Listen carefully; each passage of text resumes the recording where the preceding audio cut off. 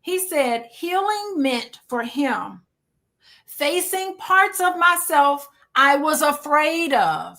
And Mm, that's where I found my strength.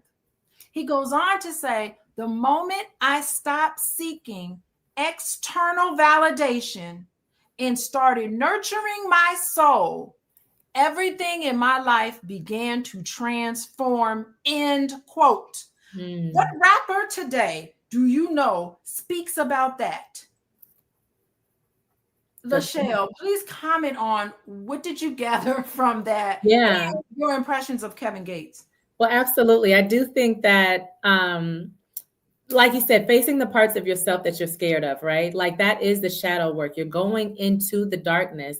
And everybody knows the feeling of like you're kind of afraid of the depression, you're afraid of the anger. So let me just do my best to kind of pretend it's not happening, right? You don't want to cry about the heartbreak. You don't want to grieve and spend the time on the ugly parts, right? You go through a divorce, you go through people are going through postpartum and they don't want to just lean into it. Let me just face it. Let me just face it. And so sometimes going back and spending time with those painful parts, emotion won't really, you know how the body keeps score, and your Yes. emotions will not stay subdued forever. They will not, like, they're going to erupt at the time that you least expect it. You know what I'm saying? They're going to show up screaming and yelling whenever they feel like it. And so imagine you're minding your business and you're in a great relationship with a great person, and they just do one little thing that reminds you of something else. You know what I'm saying? Sometimes your outbursts, sometimes your responses don't match up with the current reality. And so when you go investigate, when is the first time this has happened to me? When is the first time I felt betrayed?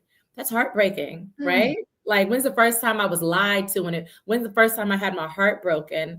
Leaning into mm, those really sad, scary, painful memories can help you find some clarity and some understanding. Sometimes going into, like, sometimes you got to be mad until you're not mad anymore. Sometimes you just got to, I'm just going to be angry. Sometimes facing the major like reality of whatever's going on with you. And so as long as you're running from it, as long as you're not willing to face it, you can't heal it. It's not in your face, you know, you got to sit in it. and you know what's so interesting is that you find so many people that don't want to face it and they walk around living in the world of fantasy.